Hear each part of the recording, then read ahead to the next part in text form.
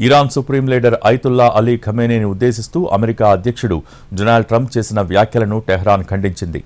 తమతో నిజంగా అణు ఒప్పందం కావాలి అనుకుంటే ఖమేనీని మర్యాదగా సంబోధించాలని ట్రంప్నకు ఆ దేశ విదేశాంగ మంత్రి అబ్బాస్ అరాక్చీ సూచించారు.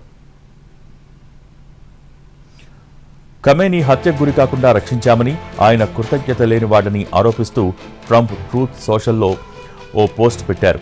ఖమేనీ ఎక్కడ ఆశ్రయం పొందారో తనకు ఖచ్చితంగా తెలుసన్నారు ట్రంప్. ప్రపంచంలో అత్యంత శక్తివంతమైన అమెరికా, ఇజ్రాయెల్ దళాల చేతుల్లో ఆయన జీవితాన్ని ముగించనివ్వలేదని తెలిపారు.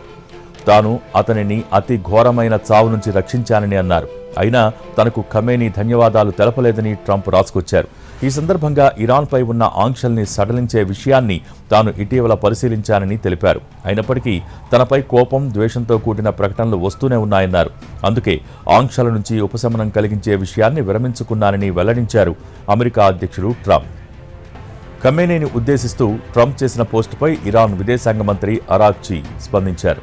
ఖమేనీని అగౌరవంగా సంబోధించడాన్ని ఖండించారు. ట్రంప్ నిజంగా తమతో ఒప్పందం జరగాలని భావిస్తుంటే తమ సుప్రీం లీడర్ను మర్యాదగా సంబోధించాలని సూచించారు.